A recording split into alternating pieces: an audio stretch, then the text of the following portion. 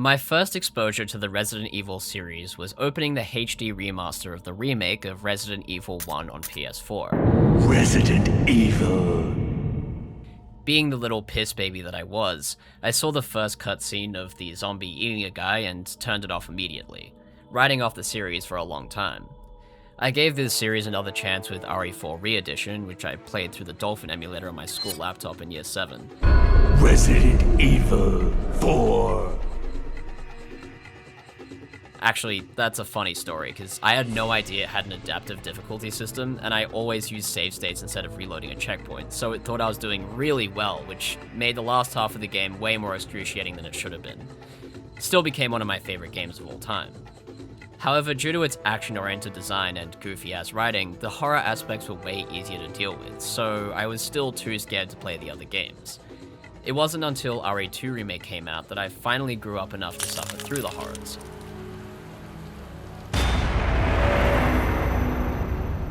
To the point that I played it 7 times in a row and did a 3-hour speedrun, which I've never done for a game ever.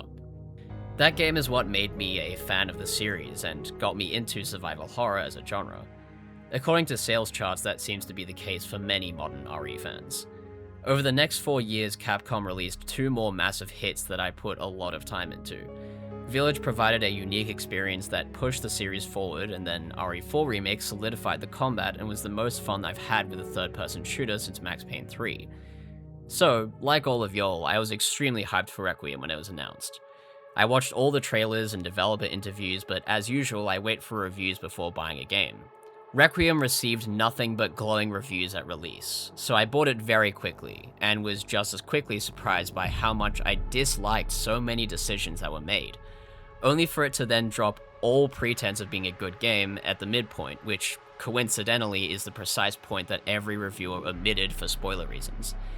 I almost felt betrayed as the credits rolled, like the people I trust for good opinions on games sold me on a lie.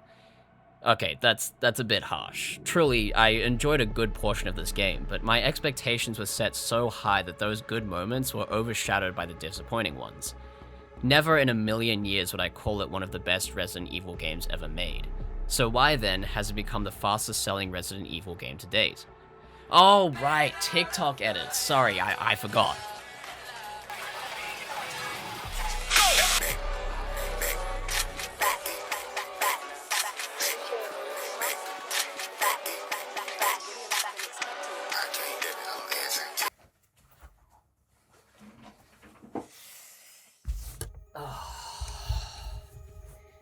So, after seeing everyone glaze this game so much, it inspired me to come back after a year and 4 months to make this video about it. Well, it's more of a cry for help than anything. The biggest selling point that people bring up about this game is that Capcom brilliantly combined the survival horror design of the original Resident Evil trilogy with the action horror design of the middle trilogy. And in my opinion, I think all they accomplished was creating 2 half-assed games that do not coalesce into a cohesive whole. So the purpose of this essay is 1, to critique Requiem, and 2, figure out why it has had such a unanimously positive reception. Oh, and by the way, I am going to be breaking this game down in its entirety, so if you haven't played it yet, then leave! Get out! Or don't, if you don't care about spoilers or don't want to play this game, because it sucks.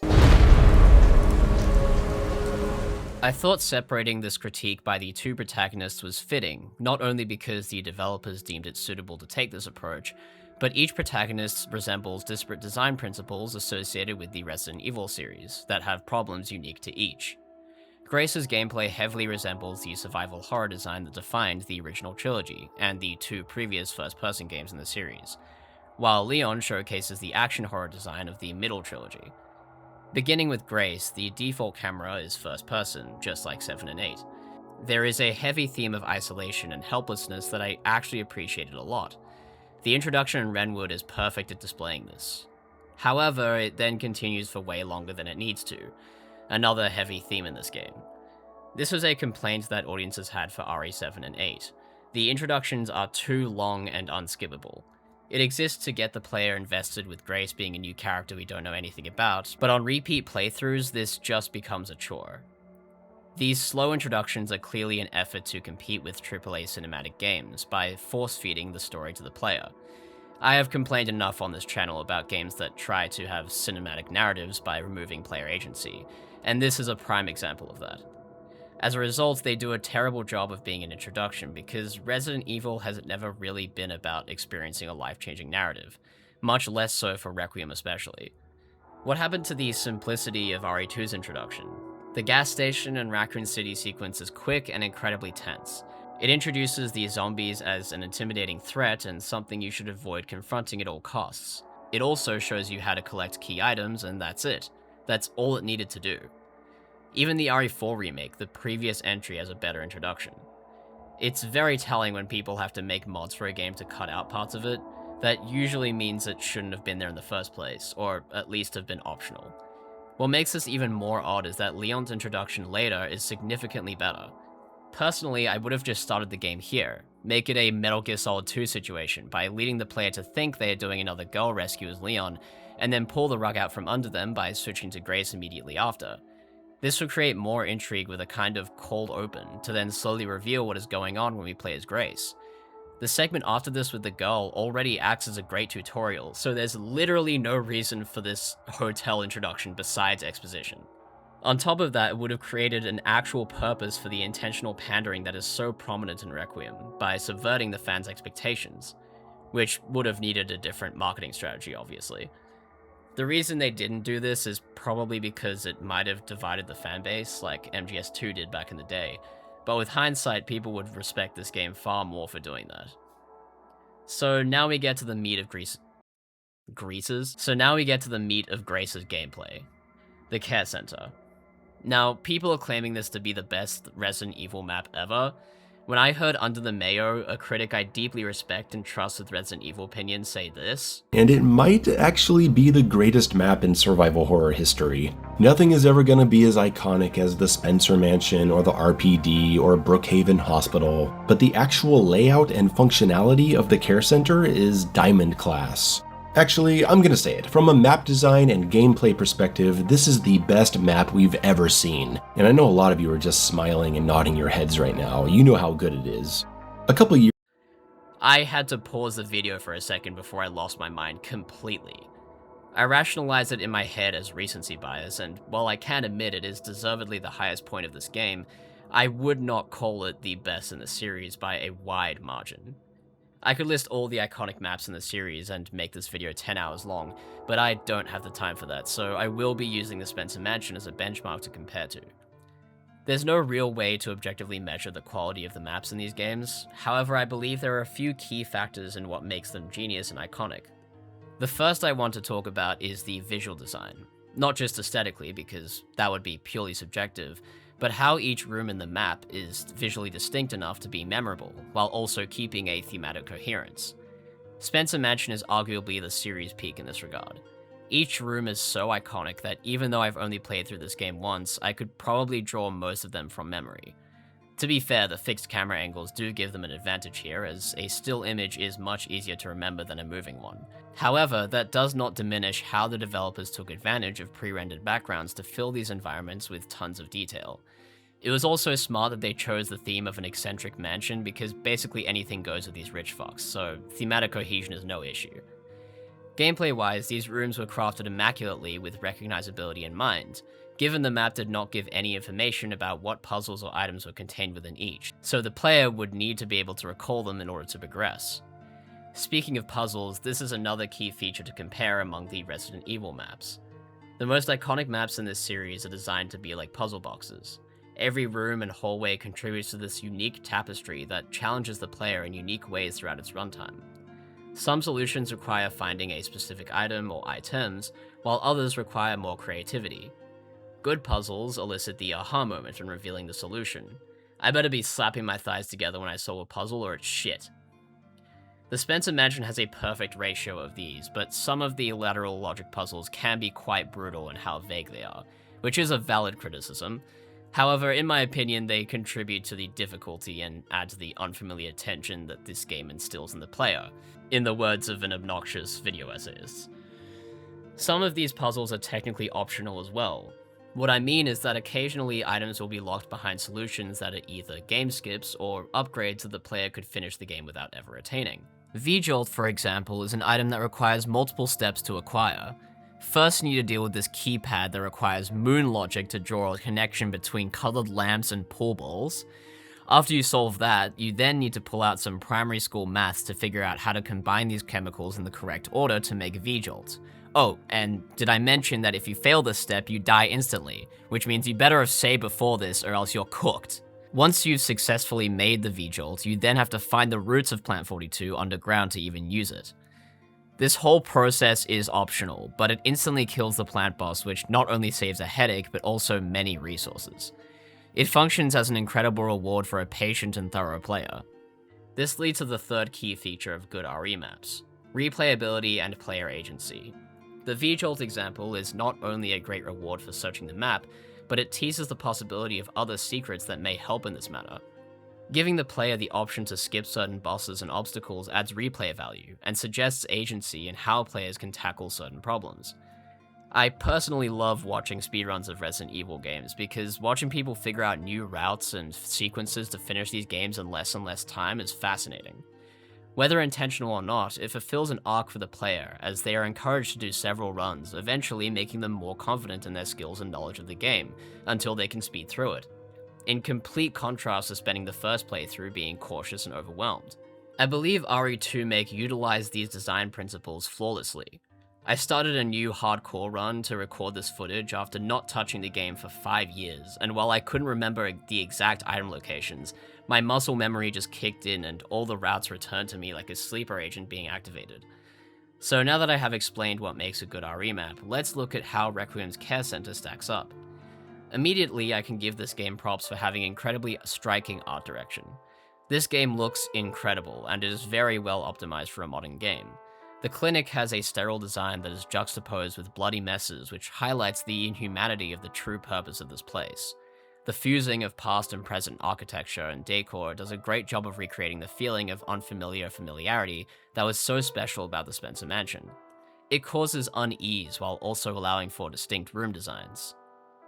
In that regard, it does a pretty good job of creating unique layouts and challenges. The bar and lounge and waiting room are especially great at initiating emergent strategy and planning. However, there are some rooms that are rather bland or uneventful, like the filing room or the records room. Also, the examination room and blood lab look almost identical and could have been merged into one lab area. The biggest problem with this map is that it leans too heavily into being a believable environment. It tries so hard to be grounded that it ends up being much worse as an interactive setting.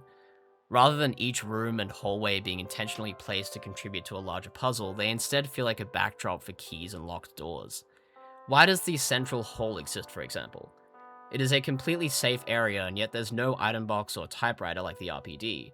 It doesn't have any items or puzzles at all besides the main exit, and there aren't enough open doors to act as a dynamic pathway like Spencer Mansion, so really all it contributes to is more playtime when walking from the East Wing to the West Wing and vice versa. More likely, the reason is that the clinic has a central hall because the RPD had a central hall. I realized while writing the script that the care center has the exact same format as the police station in RE2. There's a central hall that has a locked door at the center with 3 indents. The items that go in these indents are locked behind safes that have unique symbolic combinations. One of the safes also happens to be inaccessible due to an obstacle the player needs to destroy, which leads to an action sequence.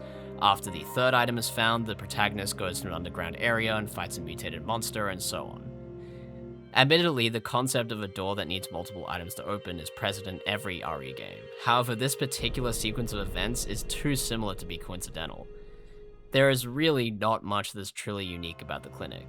It is rather a mashup of different Resident Evil maps that came before. It even has a room for upgrades that can be purchased using ancient coins like RE7. This has been used as a selling point, by the way. Requiem fans claim they love that the care center is a remix of all the best aspects of other RE maps. This could make sense, but there are 2 problems with this. The first is none of these aspects ever really coalesce into a cohesive or effective whole whatsoever. Yet another heavy theme throughout this game. And the second problem is the reason those ideas worked so well in the first place is because they were unique to those games. The lack of puzzles is a real negative here. Basically, every obstacle simply requires finding a specific item. There is exactly one instance of lateral thinking for one of the save combinations, but other than that, it's just, oh, this thing is locked. It probably needs this item to open. Oh, I found the item, now I can open that door. There is never a moment like RE1 where in order to get a map of the second floor, there is a fireplace with a metal indent of the map. Oh, I found a lighter, perhaps I could light up the fireplace with this. Wow, I can. Now the map is glowing with heat, but I still can't capture it. Wait, maybe this seemingly useless wooden board I found earlier would work as a canvas to brand the map on. Oh my god, I can't believe that worked. The only hints the game gives you is the simple flavor text that shows when you interact with something. Grace's puzzle difficulty is more comparable to RE4 and 5 than the classic trilogy, which should not be the case. So how then has this game tricked people into thinking it is deep? Well, your guess is as good as mine, but my theory is that Requiem relies on enemy variety and scripted sequences to make up for the lack of environmental creativity.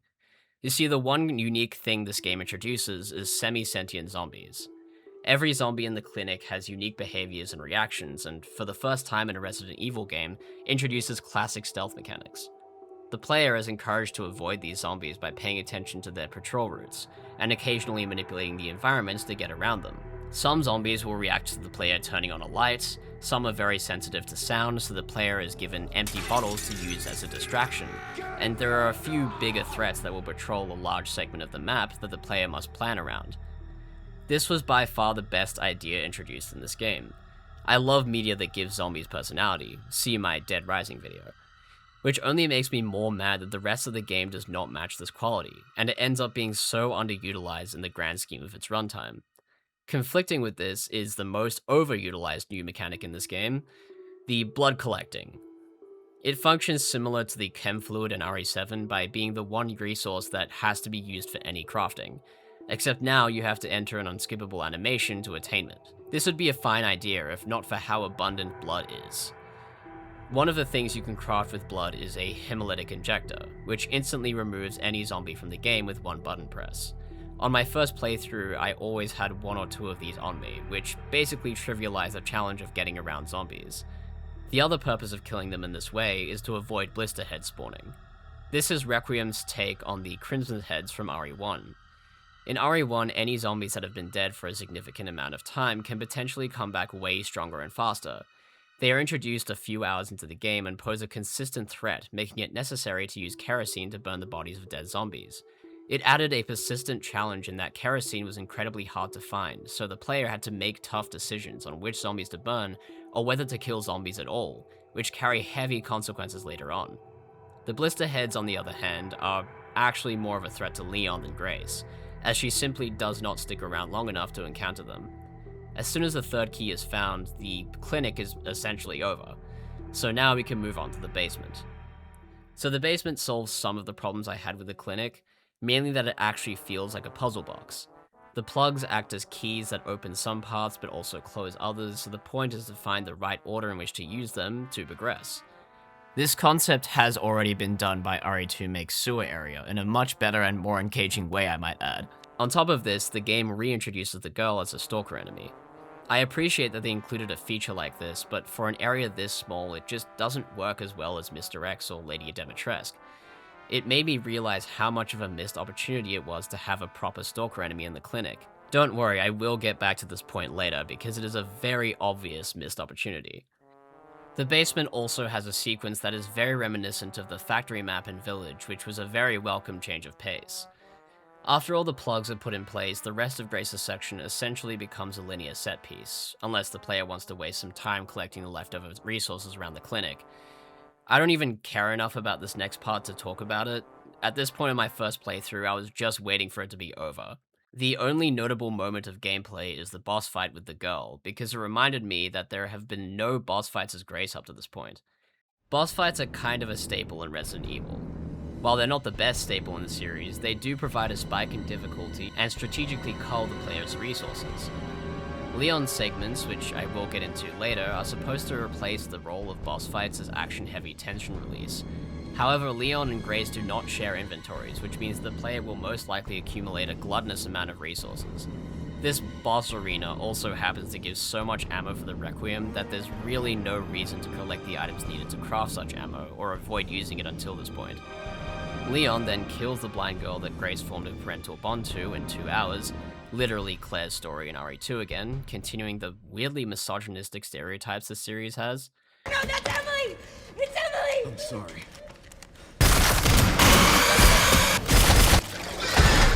Oh wait, sorry. Leon shoots everything but her vitals, so she's fine. But Leon doesn't tell Grace this immediately because, so she runs off thinking he's evil, and we get the worst plot twist of all time. Somehow Wesker has returned.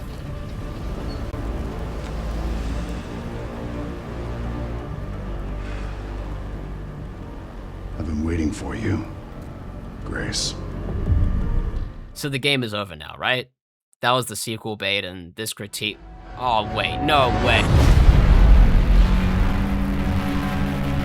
Yep, after all that, there is still another half of this game to talk about, and boy is there a lot to discuss. This is the point of the game where the quality drops significantly, and ZENO is merely an omen of the bullshit to come. Up to this point, Leon's gameplay segments have basically acted as short pace breakers, as the focus was on Grace. Honestly, this was fine. In fact, it was better than fine. It actually made the game more enjoyable to play through, as there was always something to look forward to in Grace's sections. But they were the perfect length to not steal the spotlight.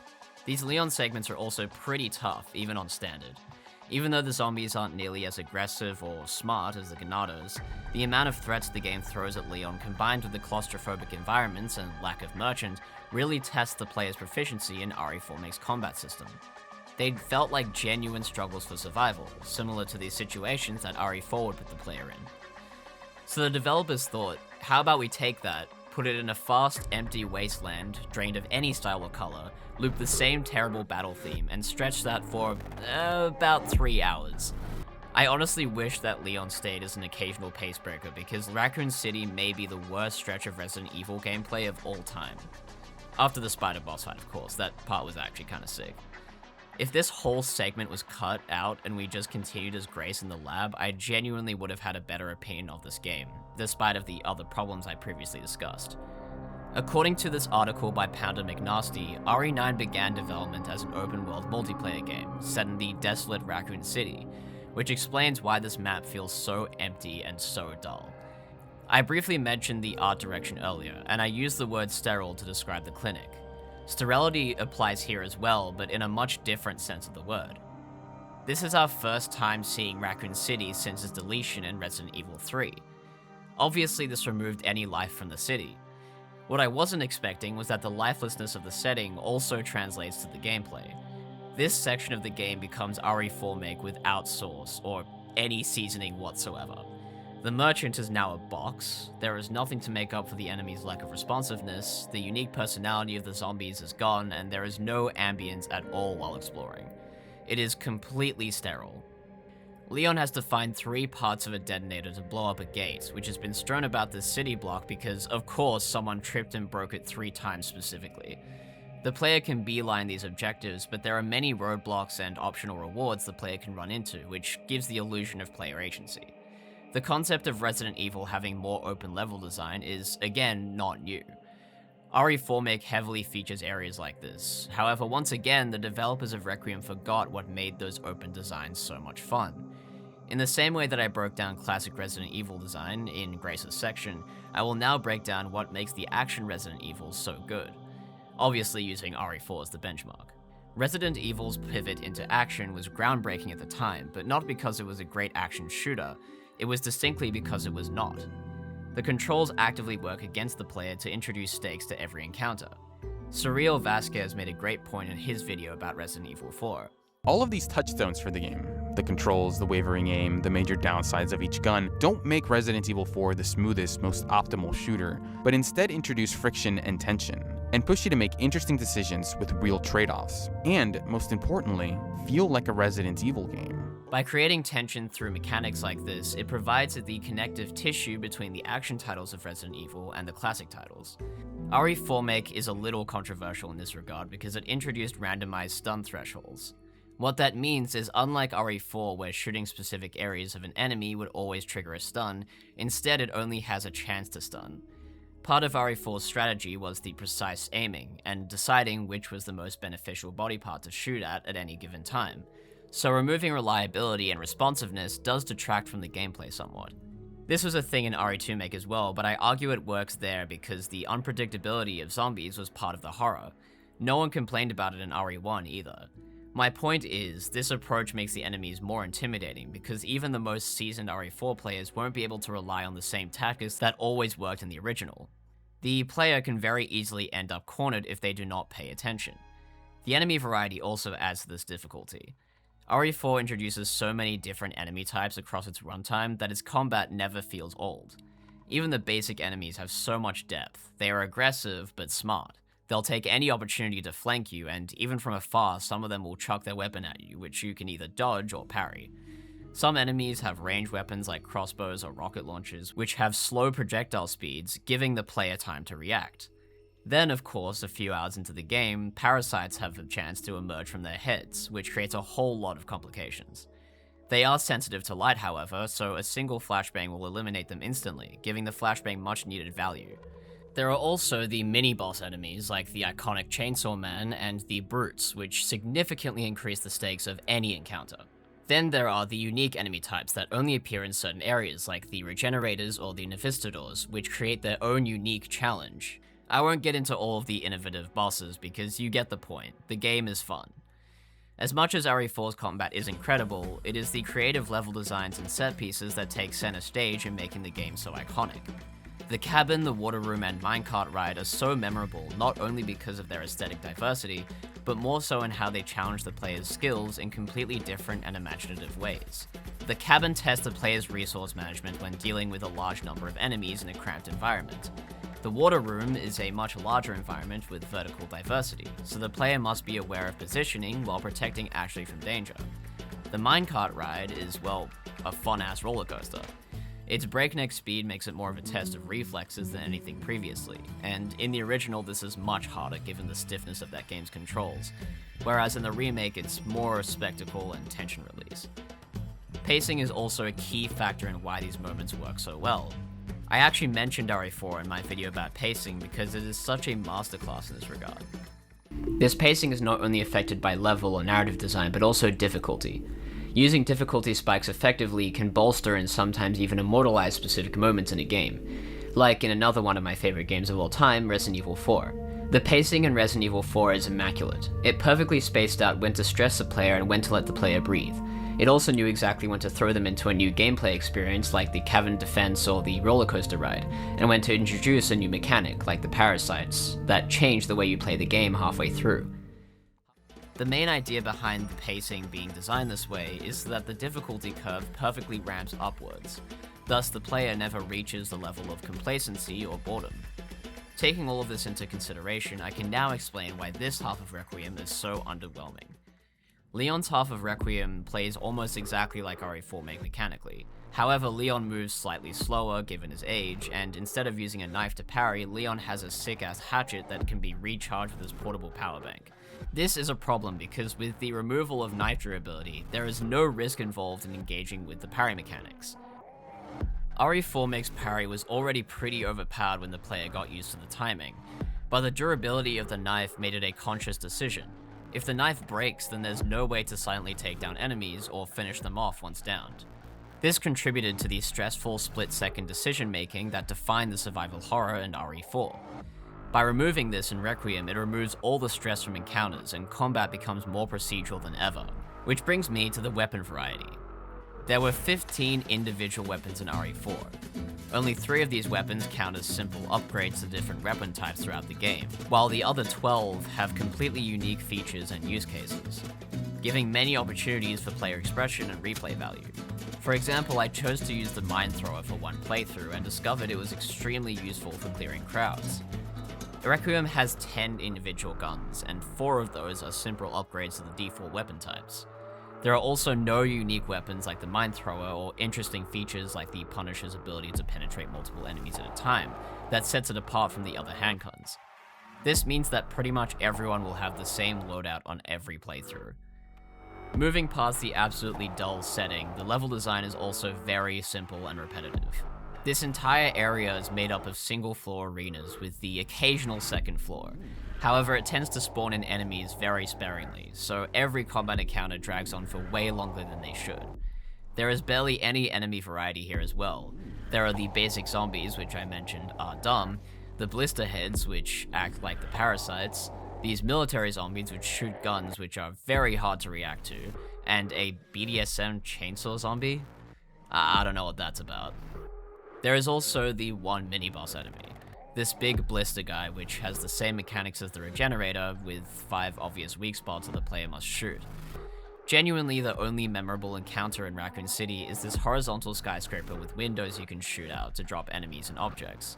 This is an awesome mechanic that is only used in this specific circumstance and never expanded upon. Every obstacle and locked door that required more backtracking just felt like very unnecessary padding. Even looking through this footage makes me want to fall asleep, I can't even lie. After finding all the pieces for the detonator, Leon gets on a badass motorbike and we experience the most RE6 set piece ever. It is essentially a quick time event with no actual agency. All previous attempts at a genuine story are thrown out the window here. At least RE6 showed its hand in the very first cutscene, and it stayed consistent throughout its runtime. Mr. President!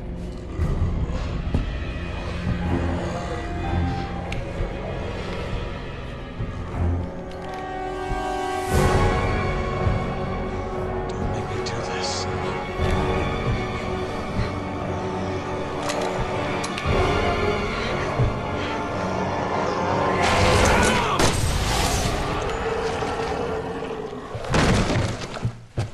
Requiem, on the other hand, completely flips the switch with its tone and writing.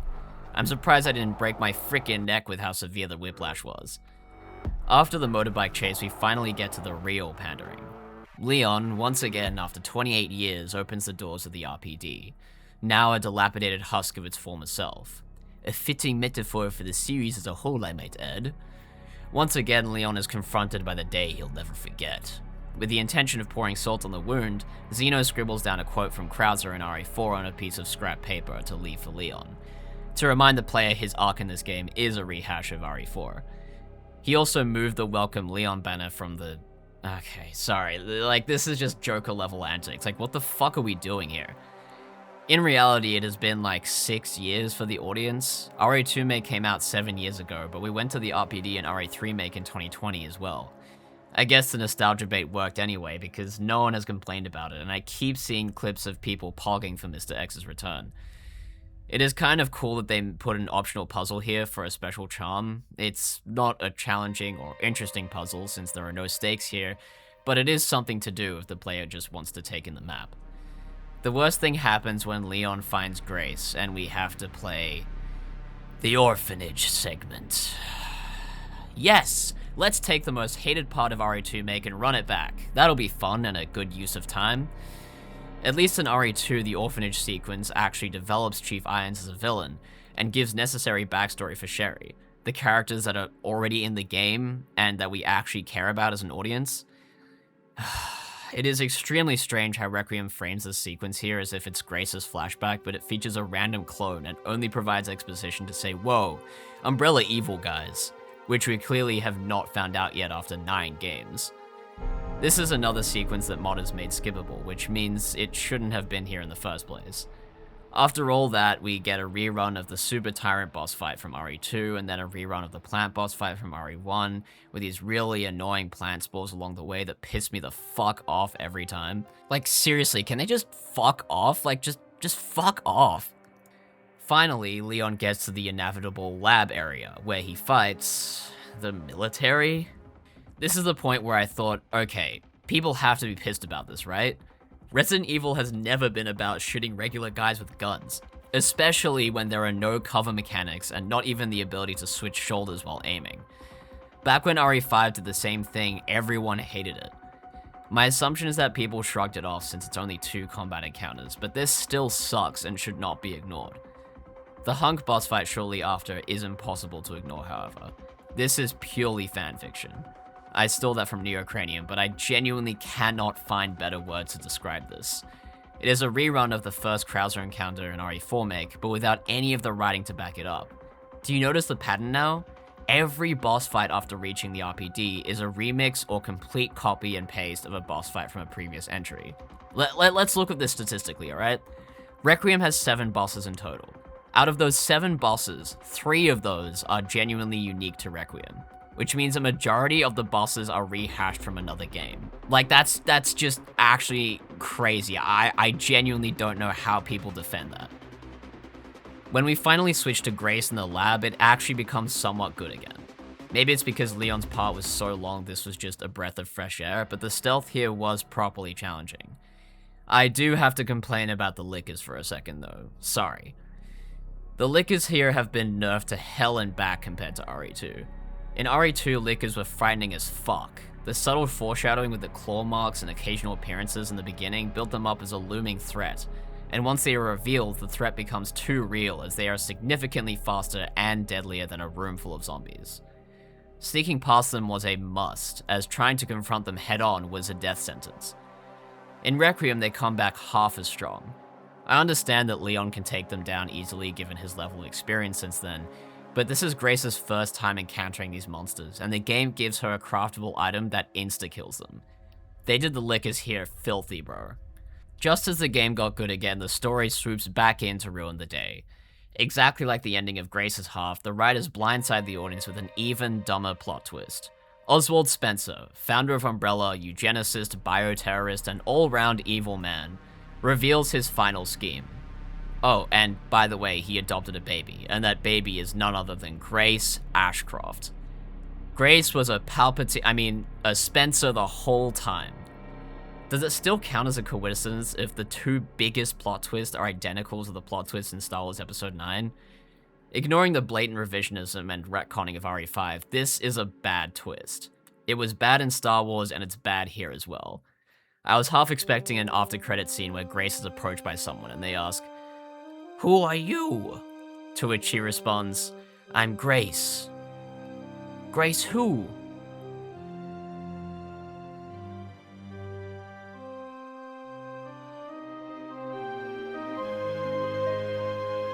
Grace Kennedy.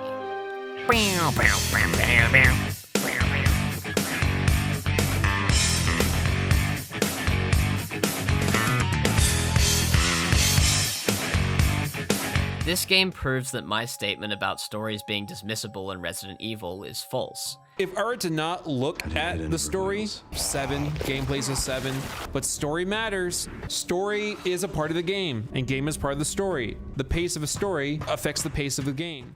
Resident Evil 4 had a silly fucking story, and that was awesome. It had so much charm, the tone was never serious, and the cutscenes provided much needed entertainment between pants-shitting gameplay. I've been expecting you, my brethren. No thanks, bro. Why then am I critiquing Requiem for being absurd? Because at least RE4's story followed a consistent logic to provide context for what is going on in the gameplay, in spite of its seeming stupidity. I have already recapped Requiem's story in passing, however now I believe it is necessary to fully analyze it. The first half of the plot introduced this really intriguing and entertaining villain in Victor Gideon. His performance and design set him up to be placed among the other iconic villains in the series. Grace! The writers then decided to abandon this. Wesker is back in action after a long sleep in a volcano, but now he goes by a different name and got a low taper fade to fit in with today's youth. This twist is so blankly stupid and ham-fisted. I'm not even going to mention how contrived the moment that led up to this is, because I loved Village and that game has Chris being an absolute idiot for the entire plot, so it would be inconsistent of me to critique Requiem for the same thing. What I will criticize though is if ZENO and Gideon need Grace alive to fulfill their evil plan, why do they not try hard enough to keep her from danger in the care center? This would have been a perfect excuse to have Gideon be a stalker enemy here. Especially since, spoilers, he later turns into the Nemesis from RE3 make. It would have been a nice spin on the concept because instead of him trying to kill Grace, his goal is to capture her. He could have had special traps on him as well that could block paths for the player and create emergent stress-inducing gameplay. This probably would have taken away from the stealth mechanics of the zombies, but I still believe it's a missed opportunity, and more proof that the clinic was undercooked. Instead, he just shows up in cutscenes for a minute to say some creepy shit and then disappear. I've done it.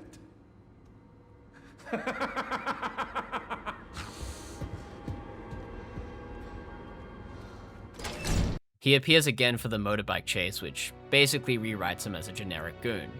He isn't a lab-grown weapon like the Nemesis. He's supposed to be a prodigious scientist, someone who rivaled the intellect of Oswald Spencer. So his solution for dealing with Leon is a rocket launcher? Surely he knows Leon can parry those. From this point forward, Gideon takes a back seat, and ZENO takes over until the ending. Textually, this is where the plot goes from being comprehensible to random things happening one after another.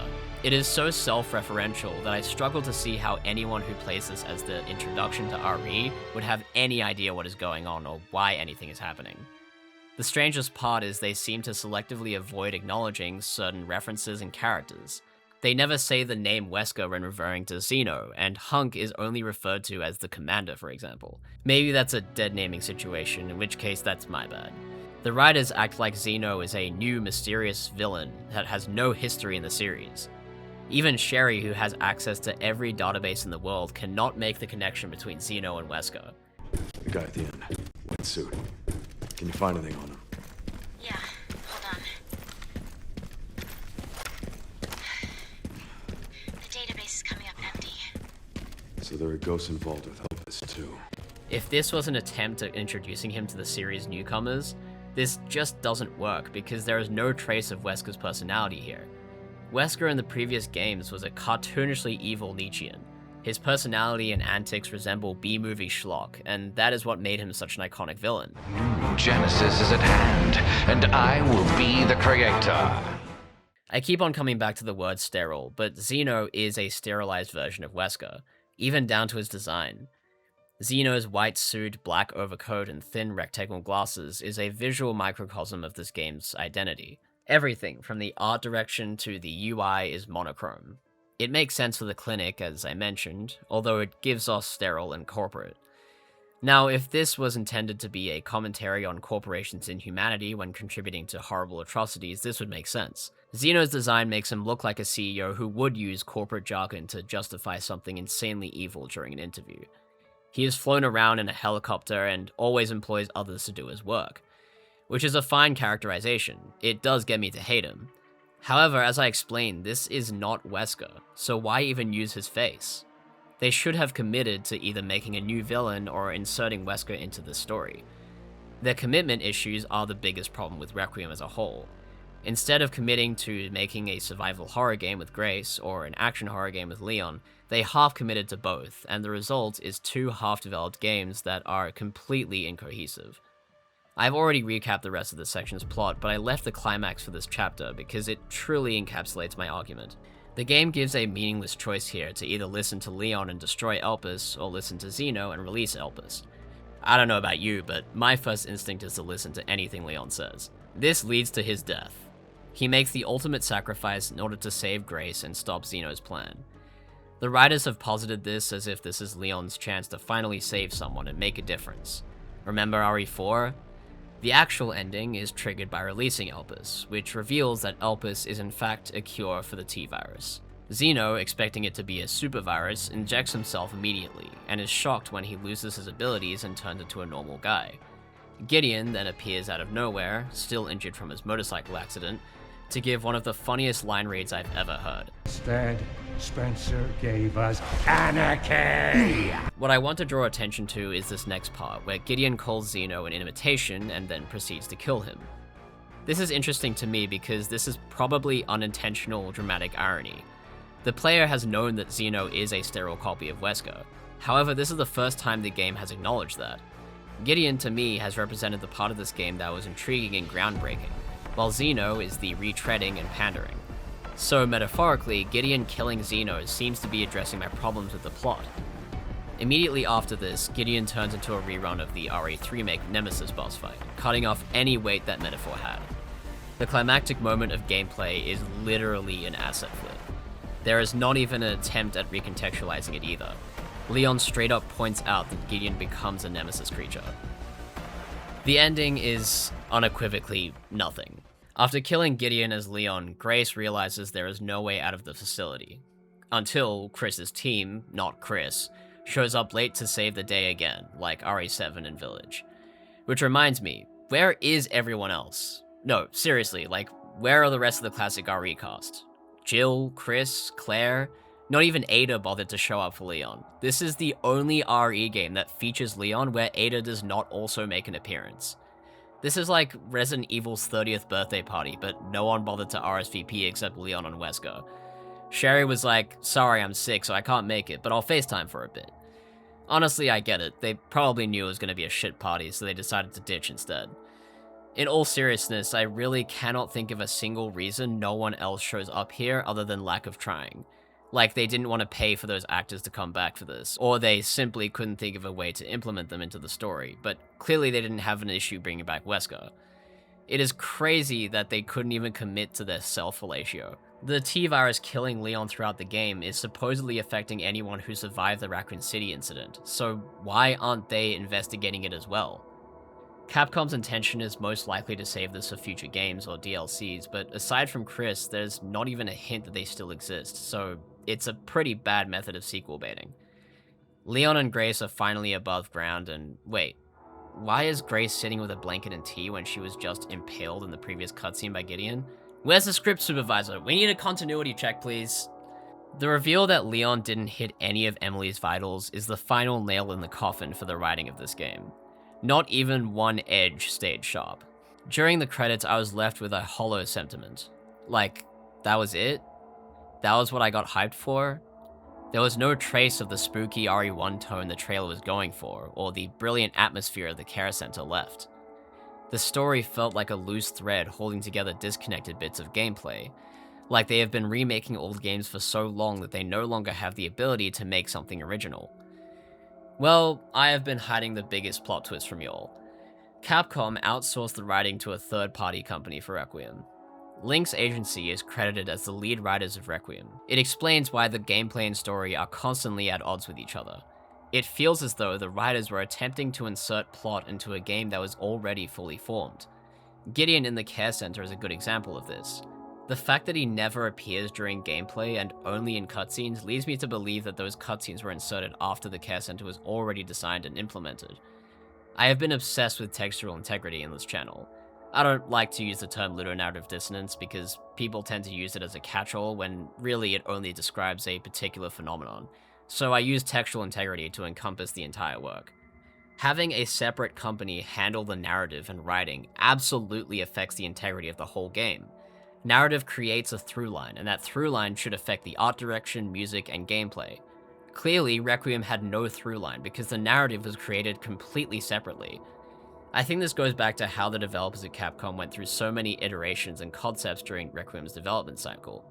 Hiring a third party to come up with some kind of connecting thread was probably necessary to ship this game at all. And being fully honest, I do not envy anyone given the task of doing that. Lynx also worked on Village, which looking back makes a lot of sense. Village also had a really stupid plot twist that retcons aspects of the previous game. Although Village did a relatively good job with its story, the plot progressed and flowed reasonably well, even with its many plot contrivances. This is because Morimasa Sato, the game's director, worked very closely with the writers during the development of Village, so there was at least a creative vision. All of this is to say that my shitting on this game is not to attack or diminish the work done by all the talented people involved with these projects. It is extremely impressive that they managed to release such a polished game, visually and mechanically, especially in 2026. With how many different ideas they were working with, it was clearly a struggle to put them together as a cohesive product. My real problem is critics and fans not acknowledging any of these issues. I don't care if you enjoyed the game, obviously you can enjoy it, but acting like it's the second coming of Christ for the Resident Evil franchise is straight bullshit. It seems as though people are just accepting hype moments and aura in lieu of an actual plot with good writing. In speaking to a friend of mine who played Requiem and is a casual fan of the series, his main point was that the game checked many boxes for him, and gave him exactly what he wanted. Even then, he did also bring up how the second half felt very disjointed and unfinished, so it's not that he did not notice the flaws, it is simply that he dismissed them in favor of enjoying the game as it was. In that conversation, he also brought up that it has encouraged him to pick up the earlier Resident Evil games. while convincing other friends of his to do the same, which I guess is the best outcome any fandom could hope for. The fact that Requiem has exposed the series to such a massive audience of gamers means that the series as a whole benefits, right? Well, Resident Evil fans have seen this pattern before.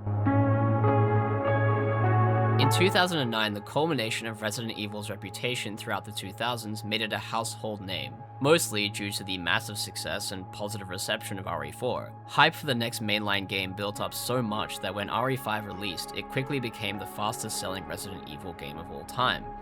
People loved it due to its polished visuals, and having the ability to play a game with mechanics similar to RE4 but with a friend this time was a massive selling point. Although fans and critics alike started to see cracks forming in the series' identity. 3 years later, RE6 released to underwhelming feedback, which tarnished the franchise's reputation and upward trend in sales, because of how far that game strayed from what made Resident Evil unique to other horror properties. They tried a few times to rekindle people's interest in the series with spin-offs like Revelations 2, but the identity was lost. It wasn't until Capcom did a full reset with the release of RE7 that they started to rebuild Resident Evil's reputation and sales numbers. Now, with the massive success and positive reception of RE4, Resident Evil is once again a household name, and Requiem has taken the title of the fastest selling Resident Evil game of all time, selling 5 million copies in the first week of its release. The difference here is barely anyone is acknowledging this game's faults. RE5 was heavily criticized when it came out. Actually, you know what, the iffy race stuff probably didn't help it. Even still, I would have expected reviews for this game to be slightly more mixed than they were. Like an IGN review saying, "A flawed yet fun entry into the Resident Evil franchise. It has a little something for everyone." But none of the reviews even mention the second half of the game, and if we're just talking about the first half, yeah, sure, it's like a 7 out of 10, maybe a weak 8. I understand casual gamers loving this game, since it does all the things it needs to decently well, by sanding down many of the edges that come with classic Resident Evil gameplay to make it as accessible as possible. And the game is full of hype moments and aura, so making edits for TikTok was too easy. Capcom has actually mastered social media as a free marketing platform at this point. What I'm still trying to wrap my head around is all of the critics that I go to and trust for reviews said this game was a masterpiece and another banger from Capcom, on the same level if not better than RE4 make, which is just blatantly false. What did Capcom put in this game to elicit this response? Was the mind control ZENO mentioned real and a subtle hint that Capcom is currently doing that? To be fair, there are some video essayists that have done a good job critiquing the game so far. Monty Xander, Electric Underground, and Boulder Punch have all made great in-depth videos about Requiem, to name a few. The main reason critiquing this game is so important to me is that if time is a flat fucking circle, and this is the RE5 of the modern era, how much worse will the series get after this? If people are letting obvious faults in this game slide, what is stopping Capcom from making the same mistakes that led to RE6? They never stopped attempting to create the ultimate horror entertainment that they tried to do with RE6. Much like Umbrella and the Connection's attempts at creating a virus that would give them immortality, Capcom have just allowed different directors to make their own strain of horror entertainment. Requiem's sterile direction kind of reminds me of the PG era of WWE. During the late 2000s and early 2010s, WWE completely cleansed its brand image because of a few reasons, but importantly, they wanted to appeal to as large of an audience as possible, collaborating with as many brands and celebrities as they could. They tried to fully embody sports entertainment, and that meant removing much of what people enjoyed about WWE in the past. Coincidentally, this era was also defined by a heavy reliance on rerunning past rivalries and nostalgia baiting for cheap pops, whilst very rarely putting over new talent and storylines. WWE was extremely successful during this era, however it harmed the storytelling and overall quality of the show significantly. The identity of what people enjoyed about wrestling was completely lost and turned away longtime fans. It left that era of WWE being the most forgettable, and it is a permanent stain on the company. Resident Evil 7 delivered on its promise of a classic Resident Evil experience with an amazing first half. However, it faltered towards the end, leaving audiences wanting more. Village then tried to execute too many different experiences that it stretched itself too thin. So when will Capcom realize that the idea of creating the ultimate horror entertainment is in and of itself not worth pursuing? I don't know, maybe I'm wrong and they'll come back with the best survival horror game ever made, but if they keep relying on remaking the old rather than creating new things, the series will be in a state of stagnation and will end up with constant regurgitation. Thank you so much for watching this video. If you're watching until now, that's amazing. Thank you so much. But I especially want to thank everyone who has subscribed to my channel over the past year and a bit that I've not released anything. I know, like, several months ago I said that I was gonna make stuff and it was gonna be great, but yeah, it turns out life got in the way quite a bit, so that didn't really happen. But this year I think is gonna be pretty good. I'm not gonna promise anything because obviously it never fucking works out like I want it to, but I will say that I will try my best to make good quality videos because I want to, and when I want to. Like, again, I'm just amazed that you have stuck around for this long, despite me not releasing anything. I genuinely am, like, so happy that people have decided to, you know, stick around and wait, basically, for me. I guess you're not really waiting, you're just kind of, like, I don't know, staying subscribed because you forgot to unsubscribe while I was not doing anything. But it just means that I have an audience that I know will come back to watch a video that I release, and that it means so much to me. I also want to thank, of course, my sister, who helped me so much with the writing process of this video. Genuinely, I would not have finished this without her. She read 2 of my drafts to give me feedback, and the feedback helped so much, and just gave me so many good ideas for this video that I never even thought to put in. So yeah, it just made the video so much better, and yeah, I'm pretty proud of this one. I really, again, like, I love making videos, and I am just so happy when I'm able to actually release something to you guys. But anyway, thank you so much, and I will see you in the next one.